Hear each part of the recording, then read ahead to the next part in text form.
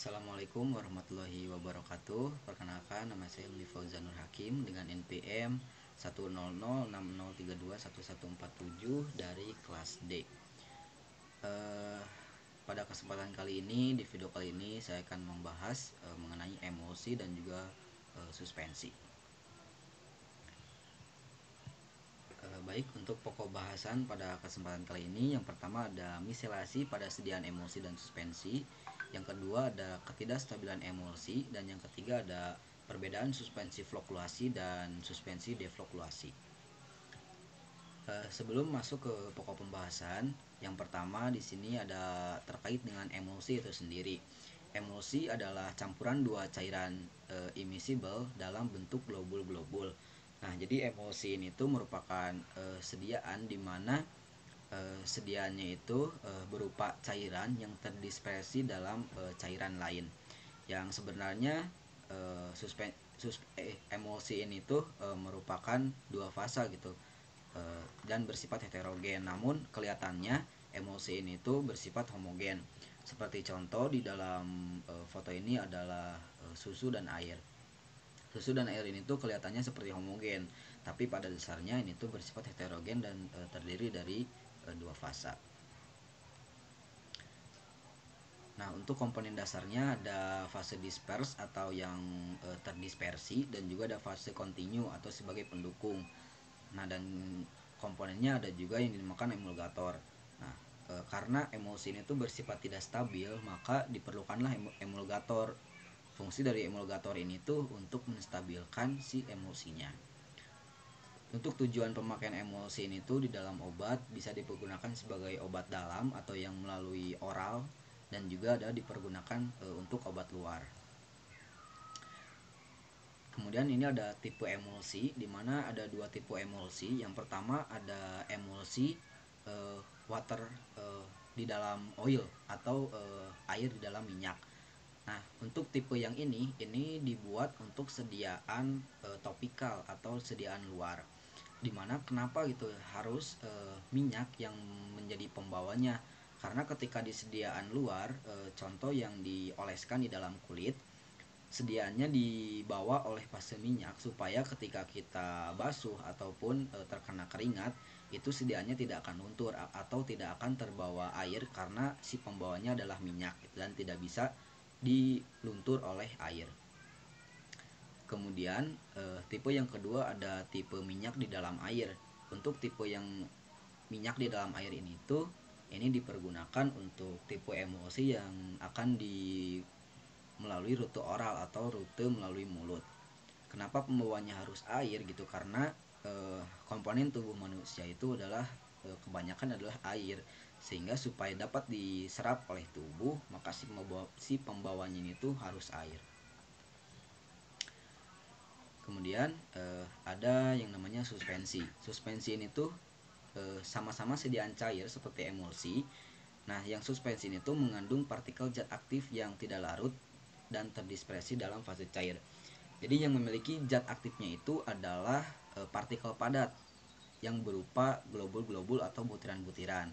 Nah, zat aktifnya ini tuh dibawa dalam fase cair supaya ketika dikonsumsi melalui rute oral dapat untuk mudah gitu masuk ke dalam tubuh kita. Maka diperlukan fasenya adalah air gitu atau fase cair. Nah, perbedaan antara emosi dan suspensi ini tuh terletak pada ukuran si partikel zat aktifnya ini gitu. Kalau emosi partikelnya itu sangat kecil sehingga tidak bisa dilihat oleh mata dan juga tidak bisa disaring gitu. Karena partikelnya yang sangat kecil dan suka dikira homogen gitu, padahal pada dasarnya adalah heterogen. Namun suspensi ini tuh kalau suspensi ini partikel zatnya itu besar gitu, globul-globulnya itu besar sehingga dapat dilihat oleh mata kita dan juga dapat dilakukan penyaringan gitu karena partikel zat aktifnya itu besar gitu.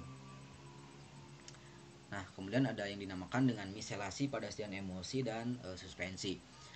Bahwa dasarnya kan tadi emosi dan suspensi ini tuh heterogen gitu, terdiri dari dua fasa. Nah, apa itu miselasi? Ini tuh merupakan proses pembentukan misel, di mana misel ini tuh adalah reaksi antara misel dari surfaktan dengan partikel nonpolar. Seperti yang kita ketahui bahwasanya surfaktan itu memiliki kepala dan ekor. Kepalanya ini akan berikatan dengan gugus polar dan ekornya akan berikatan dengan gugus nonpolar. Pada gambar ini bisa dilihat bahwasannya ini terdapat minyak dan juga air.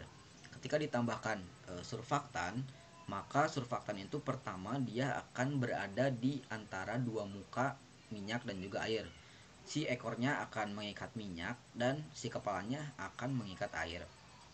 Kemudian setelah itu si minyaknya ini tuh akan ditarik atau dibawa ke dalam air gitu, ke dalam air, dan akan dikelilingi oleh misel-misel. Jadi si misel ini tuh akan membungkus atau melapisi dari minyak ini supaya bisa bercampur dengan air.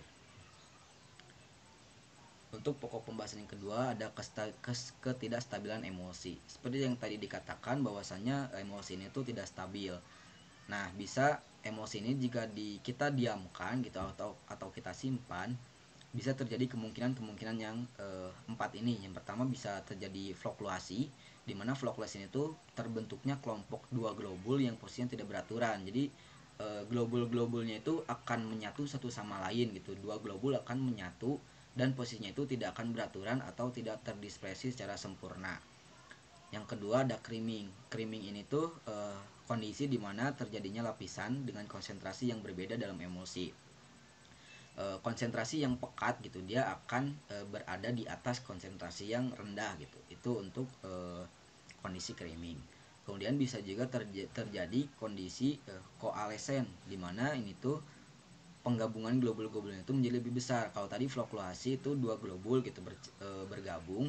Nah, di koalesen itu penggabungan globul-globulnya itu banyak gitu sehingga membentuk penggabungan globul yang lebih besar. Kemudian ada demulsifikasi atau breaking, dimana itu lanjutan dari koalesen gitu. Dilanjutan dari koalesen, emosinya itu akan pecah menjadi dua lapisan yang memisah saling sempurna. Jadi fasanya itu akan kembali terpisah dengan sempurna. Nah, ini merupakan gambar contoh kondisi-kondisi yang tadi, di mana yang tengah ini merupakan kondisi good emotion atau kondisi emosi yang baik, di mana bisa kita lihat ini si globulnya itu tersebar atau terdispersi secara merata, secara sempurna di dalam fase pembawanya. Nah, ini merupakan contoh yang koalesen, bergabungnya globul-globul menjadi lebih besar, dan ini ada flokkulasi di mana dua atau tiga globul itu bergabung gitu, tapi bentuknya masih kecil gitu penggabungan globulnya. Terus ini ada creaming. Creaming ini si partikel yang konsentrasinya lebih pekat ini akan berada di atas gitu, di atas. Dan ini breaking sudah berpisah secara sempurna. Dan keempat kondisi ini tuh sebenarnya ada dua kondisi di mana masih bisa kita atasi dengan cara melakukan pengkocokan. Seperti yang kita ketahui mungkin di dalam sediaan obat gitu yang suspensi maupun emulsi, ketika disimpan lama biasa suka ditandai dengan label kocok terlebih dahulu. Nah, ini tujuannya adalah untuk mendispersikan kembali gitu. Ketika emosi terjadi kondisi-kondisi ini, nah ini tuh bisa diatasi dengan pengkocokan supaya si partikelnya itu terdispersi kembali gitu. Supaya kita ketika meminum obat itu ya zat aktif yang berupa globul ini tuh kita minum gitu atau kita konsumsi, sehingga kita harus kocok terlebih dahulu gitu supaya terdispersi kembali. Nah, kemudian ada perbedaan flokkulasi dan deflokkulasi. Itu terjadi di sediaan suspensi, di mana flokkulasi ini partikelnya terikat lemah, cepat mengendap dan pada penyimpanan. Tidak menimbulkan cake dan mudah tersuspensi kembali. Sedangkan yang deflokkulasi ini tuh partikelnya mengendap perlahan dan akhirnya membentuk sedimen, di mana ini tuh menjadi sedimen yang padat dan membentuk cake yang keras dan sukar tersuspensi kembali. Nah, ini merupakan gambar di mana perbedaan flokkulasi dan deflokkulasi. Kalau yang flokkulasi itu ketika si partikel zat aktifnya tersebar, terdispersi, maka sebelum mengendap ke bawah di atasnya itu, ketika kondisi flokkulasi akan dua globul itu akan berikatan terlebih dahulu satu sama lain, kemudian baru mengendap. Nah, endapannya itu biasanya terdapat rongga-rongga gitu atau celah-celah, sehingga akan memudahkan kembali untuk mendispersikannya hanya dengan melakukan pengkocokan gitu. Ketika kita kocokkan kembali, maka akan mudah untuk terdispersi kembali karena si zat aktifnya itu masih terbungkus atau terlapisi oleh emulgator. Dan dari celah-celah ini tuh si fase pembuahannya tuh bisa masuk gitu melalui celah-celahnya dan akan gampang untuk didispersikan kembali. Berbeda dengan deflokulasi, di mana deflokulasi ini tuh dia dari atasnya tidak berikatan satu sama lain terlebih dahulu, tetapi akan langsung mengendap ke bawah.